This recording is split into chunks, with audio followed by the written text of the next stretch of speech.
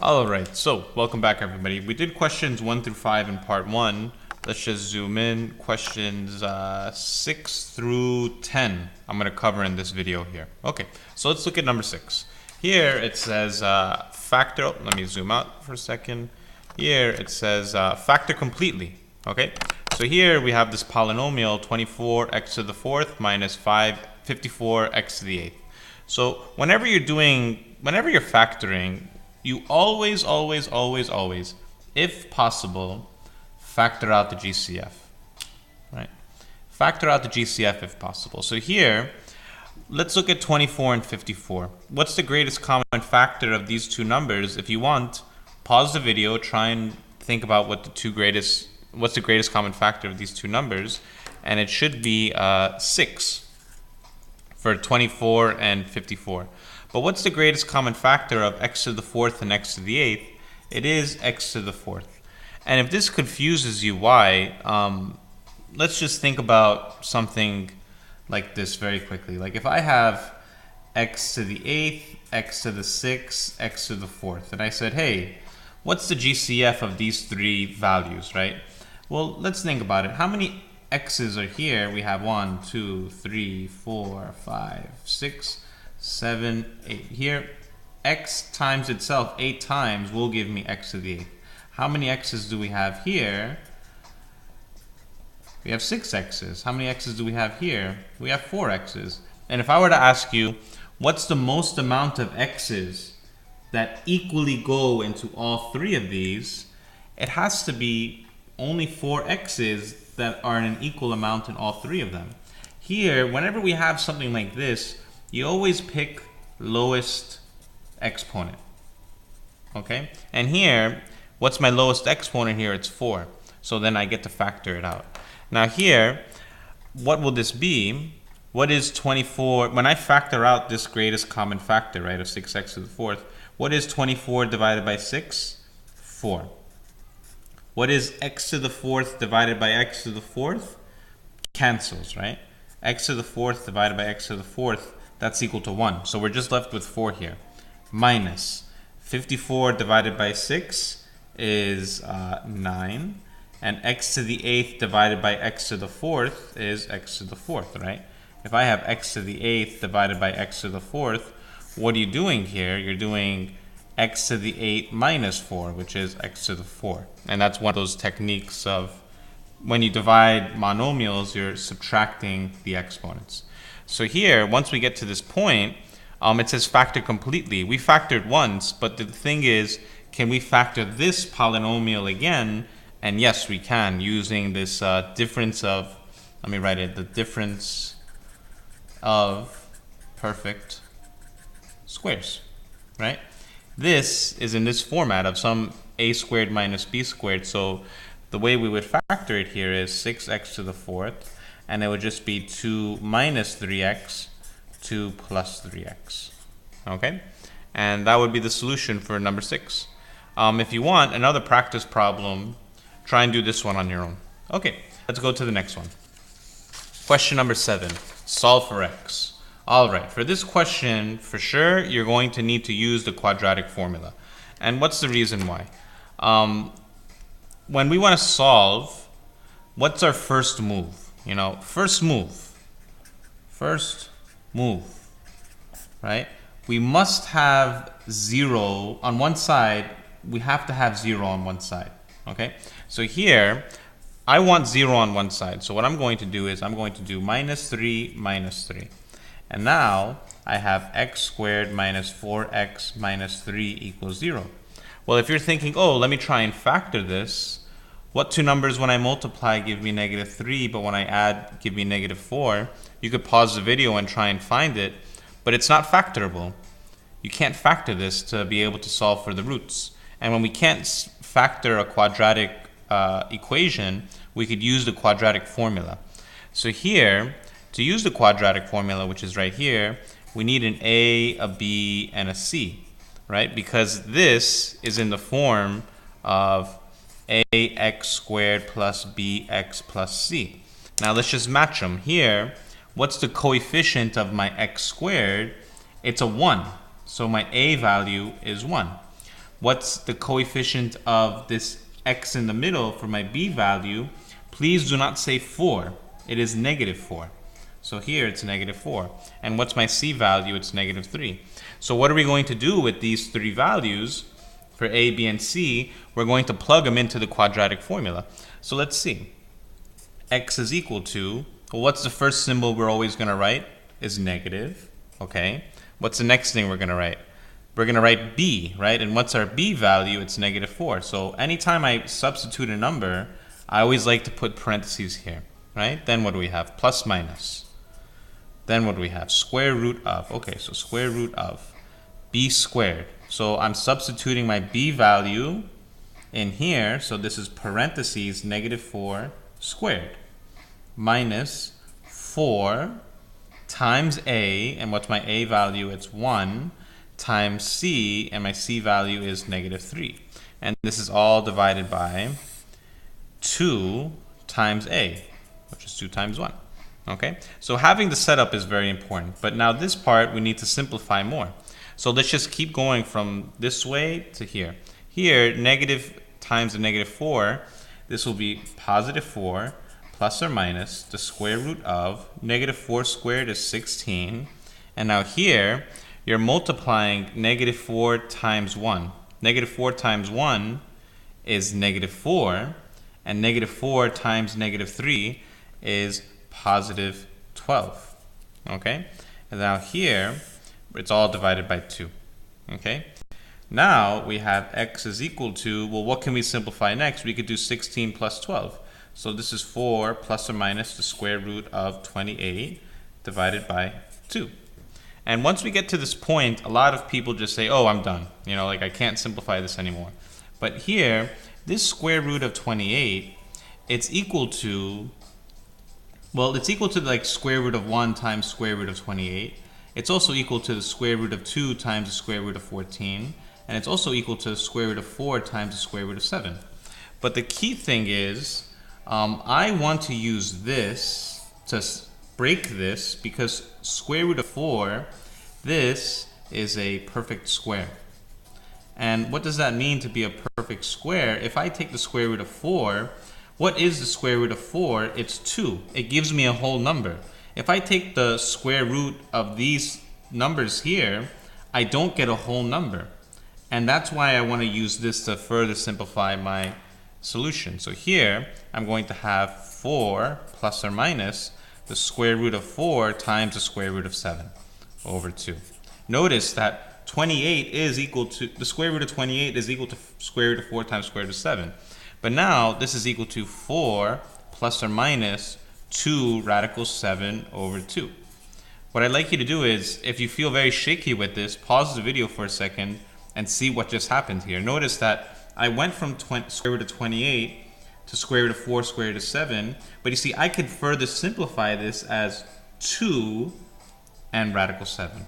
But then this, I can simplify more because here, what does the 2, here I have to divide 4 divided by 2, and I have to do 2 radical 7 divided by 2.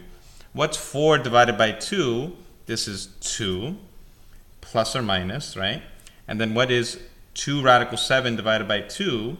This just cancels, so I just have radical 7. So now I know that x is equal to 2 plus radical 7. I know x is equal to 2 minus radical 7. And here, these are my two solutions that are left in radical form. Okay?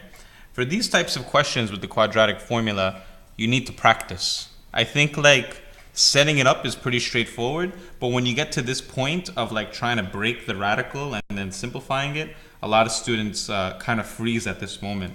So practice, practice, practice of how to simplify. Here, this is simplifying radicals. Okay, maybe that should be like a mini step before you actually start doing quadratic formula problems. Okay, so question 7 is done. Let's move on. Question 8. Combine into a single fraction. So for this problem here, we're adding or subtracting rational expressions. And don't freak out by the term rational expression. A rational expression is just some a over b. where a and b are polynomials. So here it's just one polynomial divided by another polynomial. You know, they're very similar to fractions. And when we have fractions, like if I have 3 over 7 plus 1 over 7, your life is very good. It's just 4 over 7, right? Because when they had the same denominator, we could just add the numerators. But if I have 3 over 7 plus 1 over 5, you can't say 7 plus 5 is 12 and this is 4. That's absolutely wrong. Here, we need to have the same denominators, and that's the same idea here. So what you want to do first is you want to factor around. So let's look around this problem and see, where can I factor? If I want to factor over here, let's take a look here. The top, I can't factor anything, so that stays the same. The bottom, how can I factor this?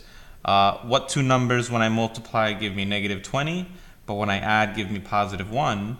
It's 5 and negative 4. So I could say that x minus 4 times x plus 5 when I factor this trinomial. Minus this, I can't factor anything, and this one I can't do anything here. And notice that they share this x minus 4. So what I want to do is I want to have the same denominator. So I'm going to multiply the top and the bottom by x plus 5. Okay? Because once I multiply this to this, then the denominators will be the same. And the question you should ask is, why are you allowed to do this? Well, what is x plus 5 divided by x plus 5? This is 1. And if I multiply 1 times any number, the value stays the same. We're just going to change the way it looks, so we're allowed to add and subtract the rational expressions to further simplify them. So here, let's see what happens. We have x plus 6 minus 3 times x plus 5. Okay, and be very consistent here. Don't forget, if it's like if it's a minus here, leave it as a minus. If it's a positive, leave it as a positive. Okay, and here I like to put parentheses here so I don't do like 6 minus 3 or anything. But here, what's on the bottom? It's x minus 4 times x plus 5. Okay, because here, once the denominators are the same, I can combine them. It was that same idea, like when I have 3 over 7 plus 2 over 7, that's the same as 3 plus 2 over 7, right? Because when the denominators are the same, I could combine them. The denominators are the same, I can combine them. Now this is a part where many students, it's a common mistake. They say, oh look, x plus 5, x plus 5, let me cancel this right here. No. Don't cancel this. You have to leave it there, okay? You have to leave it there. So here, how does this simplify? This is x plus 6 minus 3x minus 15. You're distributing the negative 3 to the x and the positive 5. And then what's on the bottom? It's x minus 4, x plus 5. Okay? And then here we can't really simplify anything. So here, what do we do on the top? Combine like terms. X minus 3x is minus 2x. 6 minus 15 is negative 9. And I have x minus 4, x plus 5. And can we simplify more? There's no GCF on the top. This we can't simplify anymore. This is it. All right. This is it. We took these two we took these two rational expressions and simplified it to one rational expression. All right. For questions like this, you have to practice. All right, let's look at number 9. Here, very similar to like question 6, question 8, question 9, you have to practice your factoring techniques, all right? I'm under the assumption that you know your techniques when it comes to factoring, and if you don't, you have to practice them or these problems will seem like a lot. But here, what's the idea? First, let's factor around, right? This is basically saying, like, if I have, I don't know, like 2 over 3 divided by 1 over 5, right? How do I divide fractions? Well, what do? I do keep, change, flip. I keep this guy, I change this, and I flip this, and then once I have this, I could say what? 2 times 5 is 10, 3 times 1 is 3, and then that's my solution, right? Well, this is the same idea here. What I want to do is, I want to keep this, change it, and then flip this guy. But before I do all that, let's factor around. You see the top, how can I factor the top? This could be x plus 3 times x minus 2, okay?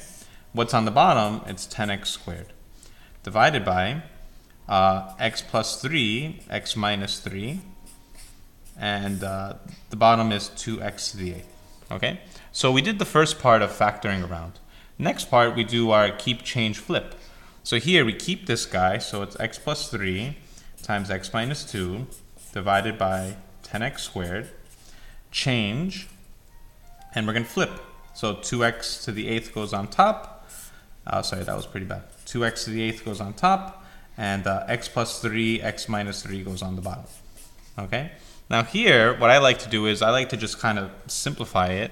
So here, let me actually zoom the camera a little bit. So from here, let's just do this. X plus 3, x minus 2, and then we have 2x to the 8th. Okay? We just kind of multiplied the top together. Okay? Then what else is here? 10x squared. And then we have what? X plus 3 and x minus 3. Okay? Now here, how can we simplify this? Well, let's look at this part here. How do I simplify 2 divided by 10? This is just equal to 1/5, right? Okay, what about x to the 8th and x squared? This just becomes x to the 6 is on top. Here, x plus 3's cancel, and I'm left with x minus 2 and x minus 3. Right? And if you want to just make it look nice and pretty, x to the 6 times x minus 2 over 5 times x minus 3. All right? And that's it. We can't simplify anymore, and that's it. All right? So let's move on. Here, we did question 9. All right, question 10. Okay, so simplify, and for this question we need to, this is a complex fraction, right? So when you see a question like this, the idea is you want to multiply the numerator and denominator by the least common denominator. So here, when I'm talking about the least common denominator, we're talking about these guys here. So here, what are our denominators? We have x squared and x. And the least common denominator between these two, the LCD, is just x squared. Okay, and we'll see what happens when we multiply the top by x squared and the bottom by x squared. So here, when I multiply the top by x squared, you're literally distributing this x squared to this guy, and to this guy, right? And then this you're multiplying to this. So how does it look like? To make it look a little bit nicer for you, it'll look like 1 over x squared, right? Times x squared plus 5 over x times x squared plus 6 times x squared, and then all divided by 2x plus 1, and then this is being multiplied by x squared. Okay? Now let's see why multiplying x squared to the top and bottom will make our life easy. Because when we look at this problem, you see these fractions in the top, they're annoying to deal with. We kind of just want to eliminate them. So here, what is 1 over x squared times x squared? It just becomes 1. All right, and let's just take a look at it here. Because if I were to do x squared times 1 over x squared, what am I doing? I'm doing, this is over 1, so I'm just doing x squared times 1, which is x squared, over x squared, and that's just 1. Okay? What about this one? What's 5 over x times x squared? Well, right, this is over 1, so this is 5x squared over x. X times 1 is x, and this just becomes 5x. So this is plus 5x. And what's 6 times x squared? It's just plus 6x squared. And then what happens on the bottom? Let's just, for now, let's just leave 2x plus 1 times x squared. Okay, let's not distribute it, because generally for a question like this, what's going to happen is we're going to get something like this, right? And you're like, oh, okay, I don't have a complex fraction, right? You see, look, we went from here to something like this, and this is a little more friendly. But the idea is this can factor. Well, let's see if it does factor. But how can I factor this trinomial? You need to use AC method, all right? If you feel like you don't understand how to do AC method, you need to pause the video and learn how to do AC method before we continue on. So here, if I were to do AC method for this trinomial, let's see. Let me do it over here. Okay, we're gonna take this guy and do the AC method over here. So if I have 6x squared plus 5x plus 1, what's the first move for AC method? I do 6 times 1, right, which is 6. Then I say, what two numbers when I multiply give me 6, but when I add give me 5? It's 2 and 3. But now this 6x squared, now look at the 5x. Is it true that 5x is equal to 2x plus 3x, right? 5x is equal to 2x plus 3x. So I'm going to substitute this 5x for 2x plus 3x. So plus 2x plus 3x, then plus 1, okay? Now, what's the name of the technique I need to continue on? I need factor by grouping, okay? And if you feel like I don't know how to do this technique, you need to pause the video and learn how to do the technique. So let's move on. Here, what's the first move? Parentheses, parentheses, parentheses, parentheses, right? Oh wait, actually yeah, that's fine. Okay, so here, what's the GCF of this group? It's 2x, right? And then it's going to be x plus, I'm sorry, 3x plus 1, right? Okay, and now what's the GCF of this group? It's plus 1, and then this becomes 3x plus 1, right? And then what are we left with? With 2x plus 1 times 3x plus 1, okay? So this trinomial factors to 2x plus 1 times 3x plus 1. So I have 2x plus 1, 3x plus 1, okay? And then what's left on the bottom? It's x squared times 2x plus 1. And notice that the problem is designed in such a way that you want to factor the top. I mean, like the top is factorable, the 2x plus 1's cancel, and then what are you left with? Just 3x plus 1 over x squared, all right? So there was a lot of work to do for that problem, but it wasn't too bad with the idea. All right, 22 minutes, 23 minutes for this video. So I'll do questions 11 to 15 in the other, all right?